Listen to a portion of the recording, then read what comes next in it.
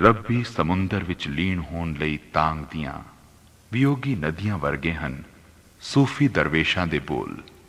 ਮਜ਼ਹਬ ਦੇ ਜਾਮੇ ਤੋਂ ਵੱਧ ਉਸ ਦੀ ਆਤਮਾ ਦੇ ਕਰੀਬ। ਸੂਫ ਦਾ ਸਾਦਾ ਲਿਬਾਸ ਪਹਿਨਣ ਵਾਲੇ ਇਹ ਬੇਮੁਹਤਾਜ ਸੂਫੀ ਇਸਲਾਮ ਦੇ ਵਿਹੜੇ ਦੇ ਸੁਹਾਵਣੇ ਬਿਰਖ ਸਨ। ਪਰ ਉਹਨਾਂ ਦੀ ਸੰਘਣੀ ਛਾਂ ਸਾਰੀਆਂ ਵਲਗਣਾਂ ਤੇ ਦੀਵਾਰਾਂ ਤੋਂ ਪਾਰ ਸਭ ਤਪਦੀਆਂ ਰੂਹਾਂ ਨੂੰ ਸ਼ਾਂਤੀ ਤੇ ਸਕੂਨ ਬਖਸ਼ਦੀ ਸੀ। ਬਾਬਾ ਫਰੀਦ, ਸ਼ਾਹ ਹੁਸੈਨ, ਸੁਲਤਾਨ ਬਾਹੂ, ਬੁੱਲੇ ਸ਼ਾਹ ਤੇ ਖਵਾਜਾ ਗੁਲਾਮ ਫਰੀਦ ਪੰਜਾਬੀ ਸੂਫੀ ਸ਼ਾਇਰੀ ਦੇ ਸਭ ਤੋਂ ਵੱਧ ਰੌਸ਼ਨ ਨਾਂ ਹਨ।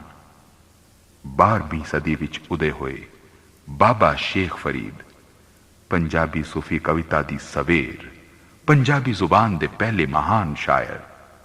ਦੋ ਤੁਕਾਂ ਵਿੱਚ ਦੋ ਜਹਾਨਾਂ ਦਾ ਸੇਕ ਸਮਾਉਣ ਵਾਲੇ ਉਹਨਾਂ ਦੇ ਸ਼ਲੋਕ ਇਨਸਾਨੀ ਜ਼ਿੰਦਗੀ ਦੇ ਗਹਿਰੇ ਸੰਤਾਪ ਦਾ ਤੇ ਇਸ ਨੂੰ ਦੂਰ ਕਰਨ ਵਾਲੇ ਰੱਬ ਦਾ ਜ਼ਿਕਰ ਕਰਦੇ ਹਨ ਤੇ ਇਹ ਵੀ ਕਹਿੰਦੇ ਹਨ ਕਿ ਰੱਬ ਦਿਲਾਂ ਵਿੱਚ ਵਸਦਾ ਹੈ।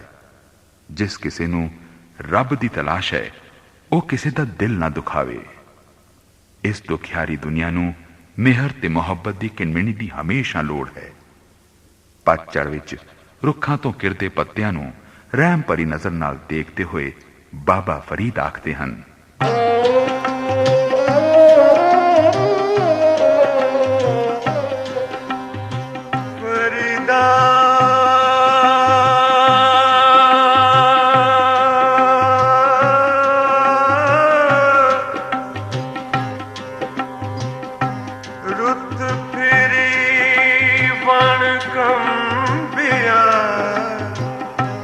पत चढ़े चढ़ पाए, रुत फिरी वन कंबिया। पत चढ़े चढ़ पाए,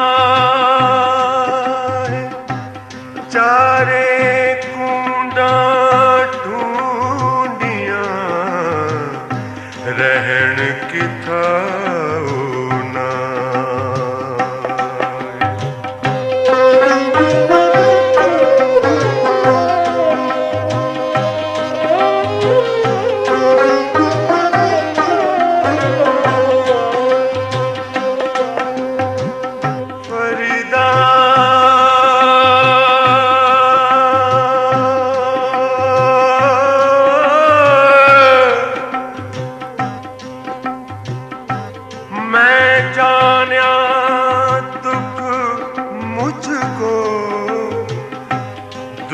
समाया जग। मैं जान्या दुख मुझको, दुख समाया जग।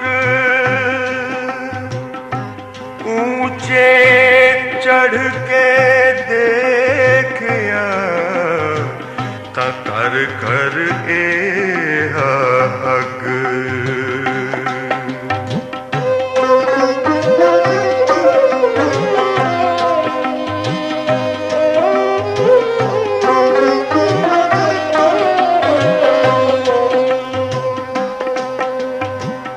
फरीदा खाक न निंदिए,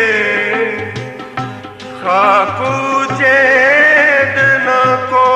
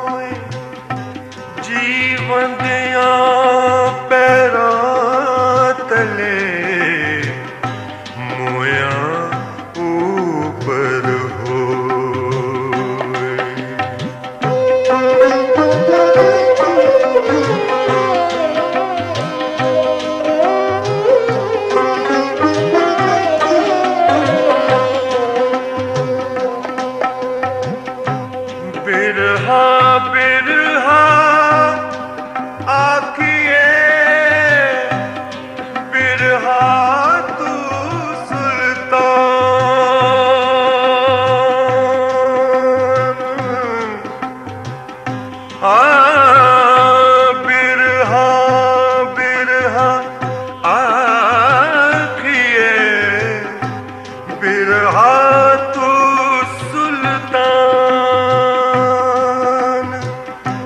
जित तन बिरहा न उपजै सो तन जान मसान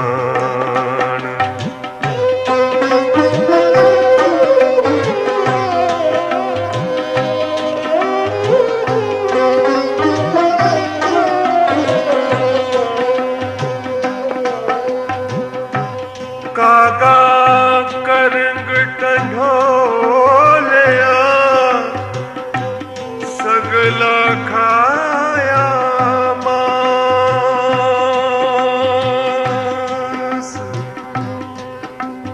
ओ कागा करंग